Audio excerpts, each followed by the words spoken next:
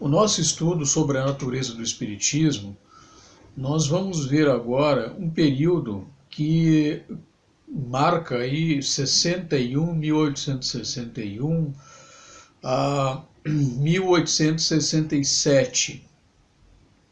Nesse período, nós temos então vários textos de Kardec nas suas obras e na própria Revista Espírita, ainda discutindo a questão da natureza do Espiritismo, mas também apontando para aspectos como a questão da própria fé raciocinada, que é um dos temas que nos interessa nesse módulo. Então, assim, nós já mencionamos aqui que Kardec lançou em 60, então a segunda edição, praticamente toda alterada, né, do Livro dos Espíritos, e colocando o Espiritismo como uma filosofia espiritualista. Em 61, ele vai publicar o Livro dos Médiuns, e ali ele vai apresentar um guia prático para os experimentadores. Quer dizer, uma orientação, um manual sobre a questão das manifestações, do estudo das manifestações. Ou seja, vai estar abordando a questão experimental, empírica, dentro da investigação sobre os fenômenos espirituais e a comunicabilidade com os espíritos. Em 62, Kardec vai escrever o opúsculo sobre, mais uma vez preocupado com a orientação àqueles que entram em contato pela primeira vez com o Espiritismo, que é o Espiritismo na sua expressão mais simples. E ali ele vai desenvolver então um texto, né, onde vai enfatizar também a questão filosófica, o Espiritismo quanto doutrina filosófica.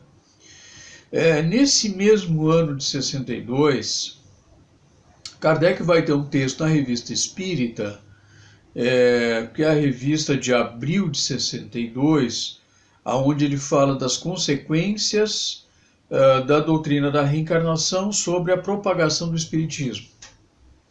E esse texto é um texto bem interessante, né? Porque ele diz o seguinte, vamos ver então. Todas as questões morais, psicológicas e metafísicas se ligam de maneira mais ou menos direta à questão do futuro. Disto resulta que desta última questão do futuro, né, depende de alguma forma a racionalidade de todas as doutrinas filosóficas e religiosas. O Espiritismo vem a seu turno não como uma religião, mas como uma doutrina filosófica, trazer a sua teoria apoiada sobre o fato das manifestações. Não se impõe, não reclama confiança cega, candidata-se e diz: examinai, comparai e julgai. Texto bem oportuno, bem claro de Kardec, né, mostrando a racionalidade do Espiritismo, né, a natureza não dogmática da doutrina e, portanto, enfatizando novamente o aspecto de que o Espiritismo, na sua natureza, sim, é uma doutrina filosófica, diferentemente daquilo que pensavam alguns, ao relacioná-lo com uma nova religião em Paris. Kardec está dentro dessa linha, desse fio condutor ainda, né, enfatizando esse aspecto importante. Na revista de setembro, a gente viu aqui a revista de abril de 62. Né? Na revista de setembro, do mesmo ano, de 62, né, há uma carta interessante que Kardec recebe e que ele vai publicar aí, chamada Carta do Senhor Dombré a um pregador, um Frei F. Esse senhor Dombré, ele era um católico até fervoroso, e ele ia às missas, como todo católico fervoroso. Ia às missas, né, assistia às pregações, mas ele também gostava do espiritismo. E aí ele conhecia, lia sobre a doutrina espírita, né? E aí ele, dessas missas, dessas pregações, ele não pode assistir lá na sua igreja. Então acontece ele tem um outro compromisso, enfim, não pode. Mas nesse dia que ele não foi assistir à missa, o pregador, o Frei F, faz uma crítica ao espiritismo. E aí ele ressalta vários itens na sua crítica ao espiritismo. Pois bem, as pessoas que estavam lá, os amigos do Sr. Dombré que estavam lá na missa, comunicam a ele depois, comentam com ele, olha, o dia que tu não foi e tal, na missa, o Frei fez uma série de críticas ao espiritismo, né? E aí eles falam para ele as críticas, os itens que ele abordou, né? E aí o Sr. Dombré, conhecendo o espiritismo também, né, ele resolve escrever uma carta a esse Frei, né? E essa carta que ele escreve ao Frei, ele manda para Kardec também. E Kardec termina publicando na Revista Espírita alguns pontos aí. E o primeiro item que o Frei questionava lá na sua pregação era o seguinte: o Espiritismo é uma religião nova no século XIX. Essa é a afirmação que o Frei fazia. E que é essa que nos interessa. Mas depois, quem quiser pode ler as outras lá. Então, o Sr. Dombré vai fazer uma contra-argumentação, né? Mesmo ele sendo católico fervoroso. Vejam só, interessante isso, né? E ele vai dizer o seguinte, rebatendo a crítica do Frei, de que o Espiritismo era uma religião, o Sr. Dombré vai dizer então o seguinte: a essa primeira questão, o Espiritismo é uma religião, os espíritas dizem não. O Espiritismo não é uma religião. Não pretende ser uma religião. O Espiritismo está fundado sobre a existência de um mundo invisível, formado de seres incorpóreos que povoam o espaço e que não são outros senão as almas daqueles que viveram sobre a Terra ou em outros globos. Esses seres que nos rodeiam sem cessar exercem sobre os homens, com o seu desconhecimento, uma grande influência. Desempenham um papel muito ativo no mundo moral e até, de certo ponto, no mundo físico. Vejam, então, um sujeito que tinha uma afinidade com o espiritismo, mas que era católico, né, reconhecidamente católico fervoroso, ele conhecia muito bem a natureza do espiritismo, provavelmente muito mais do que muitos espíritas, né? Então, ele ressalta esse aspecto, ele combate, né, ele repudia essa afirmação de que o espiritismo era uma religião, né, e demonstra aqui o caráter racional do espiritismo. Tá? Então esse é um dos pontos importantes. Está na Revista Espírita, setembro de 62. Muito bem. Em junho de 63, Kardec vai publicar em um texto também na Revista Espírita, né, as dissertações espíritas que Kardec publicava, né? E aí ele vai dizer o seguinte, vamos ver o texto aí.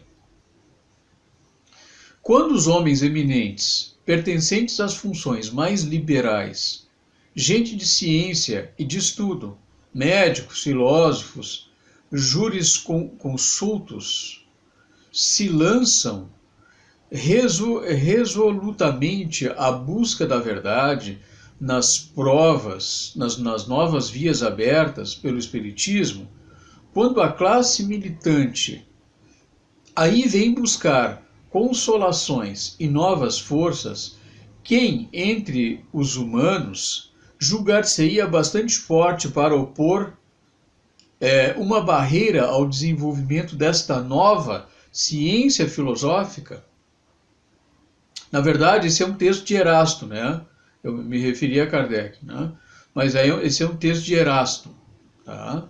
Erasto que vai se referir a isso. Tá? Então é importante lembrar que o próprio um dos espíritos mais importantes aí, dentro desse contexto do surgimento do Espiritismo, que era Erasto, ele vai reafirmar, né, aquilo que Kardec já havia mencionado lá atrás, que o Espiritismo era uma ciência filosófica, como nós já vimos no módulo 4º, tá, desse ciclo de estudos.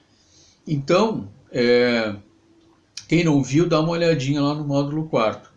Então, o próprio Erasto vai reafirmar, tá, essa concepção sobre a natureza do Espiritismo, de uma doutrina filosófica, tá, uma ciência filosófica. Tá. E aí nós temos, então, em 63 também, que é um outro dado interessante, quando Kardec vai publicar, também na Revista Espírita, né, de 63, maio de 63, então um pouquinho antes aí, né, ele vai publicar um texto na revista de maio de 63, falando sobre mostrando os exames, né, o texto é o exame das comunicações que nos enviam. E aqui é interessante porque Kardec vai se referir, né, aos critérios que ele usava para poder analisar as comunicações que os espíritos traziam, ou através da própria Sociedade Parisiense, ou de outros grupos espíritas, até grupos familiares que recebiam mensagens. Essas mensagens terminavam sendo muitas vezes enviadas para Kardec, para a publicação da Revista Espírita, e ele então recebia muitas mensagens, supostamente mediúnicas. E ele passou a estabelecer critérios para examinar essas mensagens. Então, é muito interessante se perceber os critérios que Kardec vai utilizar, critérios racionais, que ele vai usar de seleção, mostrando que muitas dessas mensagens, o conteúdo, era um conteúdo desprovido para ser publicado. Não tinha essência, não tinha fundamento, ou a mensagem era muito ruim, enfim.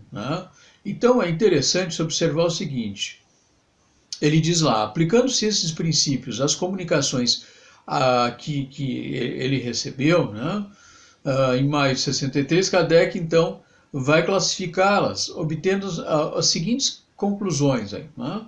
Então, de 3.600 comunicações que ele recebe, mais de 3.000 eram de moralidade irreprochável, diz Kardec. Tá?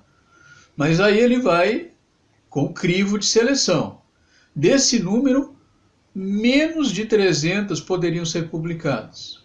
Vejam só, de 3.000, ele diz que menos de 300 poderiam ser publicadas. E dessas, apenas 200 comunicações apresentavam um mérito inconteste. Então vejam só, de 3.600, Kardec chega a 200, que de fato teriam condições de serem publicadas. Tá? Então, é interessante a gente observar, né, porque isso demonstra um método, né, racional de análise, de investigação do fenômeno mediúnico, né, de tal forma que Kardec não aceitava as coisas simplesmente porque vinham dos espíritos ou porque alguém dizia. né? Na verdade, ele estava se referindo, né, a uma doutrina, uma ciência filosófica. Então, a gente vai observar que a partir disto, né, é, a gente vai entender melhor a própria natureza do Espiritismo quando a gente observa com mais atenção essa sequência dos textos que Kardec está publicando, inclusive na Revista Espírita, né? Vejam só, aqui em 64, Kardec vai publicar o que ele chamou então inicialmente de imitação do Evangelho segundo o Espiritismo. Essa obra, uma obra que se destinava, segundo Kardec, né, a examinar a parte moral dos ensinamentos de Jesus e fazer as conexões, o diálogo dessa parte moral apresentada por Jesus com o Espiritismo que estava já aí no seu desenvolvimento. Né? Então, é importante a gente lembrar que muita gente se relaciona o Evangelho com uma questão religiosa. O Evangelho, ele não trata de uma questão religiosa, ele trata de uma questão moral, né? Que é os ensinamentos de Jesus, os ensinamentos morais de Jesus. O Evangelho não se detém, como Kardec menciona na própria introdução, em discussões sobre o que Jesus fez, o que deixou de fazer, como é que era Jesus, essas questões periféricas que geram muito mais dúvidas até hoje do que propriamente consenso. Né? Então Kardec não se preocupou com isso. Ele está preocupado com a essência do ensinamento moral trazido por Jesus. Tá? Muito bem. Então é bom a gente lembrar que dentro o Espiritismo nasce da ciência espírita, da investigação empírica, né, do método lá usado também por Kardec, adaptado por ele, do método científico do Francis Bacon, lá do século XVII, que vai ser retomado pelo positivismo no século XIX, na época de Kardec, com o próprio racionalismo de Descartes do século XVII. Então a gente vai poder entender que Kardec aqui ele é uma síntese entre o empirismo e o racionalismo. Né? O Kardec não faz uma briga entre essas duas expressões, como a gente viu lá atrás, né? no módulo da modernidade, né? Da Revolução da Modernidade, primeira parte desse módulo, tá? Módulo 3. Então, se você não viu, dá uma olhadinha lá atrás. Onde Kardec ele vai sintetizar, ele vai trazer as contribuições do empirismo, da experimentação, tá? E vai trazer as contribuições do racionalismo. Então ele é uma síntese disso. Então a filosofia espírita, ela vai surgir da ciência espírita. Né? Então a filosofia nasce da própria ciência como um contexto doutrinário, né, de explicações a respeito da fenomenologia, do mundo invisível, das relações entre os seres espirituais desencarnados com os seres encarnados, né? Então, os aspectos das leis naturais, das leis morais que regem a vida, né? Dos mecanismos dessas leis. E justamente aí nós temos uma ponte com a moral. Né? Nós temos aí a questão moral, que havia sido tratado por Kardec já na terceira parte do Livro dos Espíritos, e que ele percebe a importância aí dos ensinamentos de Jesus através da informação dos Espíritos, e ele vai buscar isso, vai buscar aprofundar mais isso, publicando o Evangelho segundo o Espiritismo. Né? Mas se há uma conexão entre religião e aqui, né, é pela parte moral, mas a parte moral não implica na questão religiosa, tá? Porque a filosofia trata de uma área chamada filosofia moral. Né? Então, assim, esse é um ponto de diálogo Quer dizer, as religiões, elas também estão baseadas nessa relação, né? As religiões cristãs, especialmente, estão baseadas nessa relação com a moral de Jesus. E o Espiritismo também está baseado. Então aqui é um ponto de conexão. Mas aí é a única relação de diálogo que nós temos, que o Espiritismo tem, entre a sua doutrina filosófica e as religiões, que é esse ponto, como a gente vai ver aí no esquema, né? Esse aspecto da moral. No mais, nós não temos mais ponto de diálogo no sentido de conexão, né, entre a filosofia espírita e as religiões. Por quê? Porque as religiões elas trabalham com culto, com dogmas, com hierarquia, com hinos, né, que o Espiritismo não trabalha, não entra nessa discussão. O Espiritismo não tem isso, né, justamente por ser uma ciência filosófica. Então esse é o ponto de diálogo aqui, que é a parte moral e que Kardec vai desenvolver no livro, no Evangelho segundo o Espiritismo, né? Inicialmente com esse título, Imitação do Evangelho, e depois ele troca esse título aí na segunda edição. Então, é daí do Evangelho segundo o Espiritismo, Kardec vai discutir a questão da fé raciocinada. Esse é um ponto, né? Aí vai aparecer, porque muitos poderiam não entender essa questão do ensinamento, né? Dos ensinamentos morais, da questão e interpretá-los mal. E Kardec vai discutir, olha, nós não estamos falando aqui de uma fé no sentido dogmático, de uma fé no sentido cega, né? Inclusive ele vai fazer uma crítica a isso, né? A própria doutrina faz uma análise crítica dessa questão. Kardec vai apresentar, olha, o que nós estamos discutindo aqui é uma fé raciocinada, porque a palavra fé ela tem um sentido de confiança. Então, ser um indivíduo que desenvolveu uma perspectiva de análise da vida com base na filosofia espírita, ele desenvolve uma fé na vida, porque é uma fé raciocinada, uma fé que compreende os mecanismos, um pouco melhor, os mecanismos da existência, da vida, as relações mais profundas do ser humano com as leis naturais, com as leis morais, com a sua natureza essencialmente espiritual. Então ele sabe de onde veio, por que está aqui, para onde vai.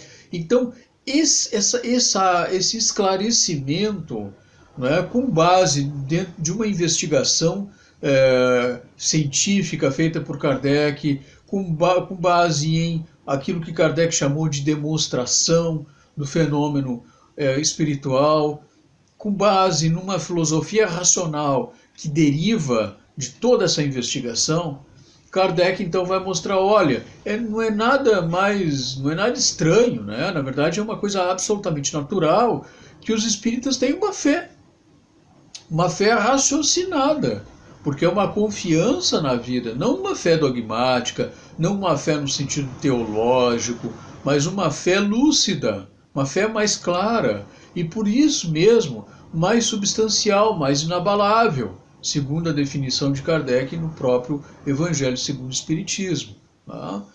E a partir daí, um ano depois, em 65, Kardec vai voltar a essa questão, né, da fé raciocinada e vai publicar um texto, então, na Revista Espírita, né, que é um texto chamado Partida de um Adversário do Espiritismo para o Mundo dos Espíritos. E ali ele diz o seguinte, vejamos. Por outro lado, o Espiritismo não impõe uma crença cega, quer que a fé se apoie na compreensão. É principalmente nisto, senhor padre, que divergimos na maneira de ver. Assim, a cada um deixa a ele, o Espiritismo, inteira liberdade de exame, em virtude deste princípio que, sendo a verdade uma, mais cedo ou mais tarde, deve sobrepô-la ao que é falso. E um princípio baseado no erro cai pela força das coisas. As ideias falsas postas em discussão mostram seu lado fraco e se apagam ante o poder da lógica.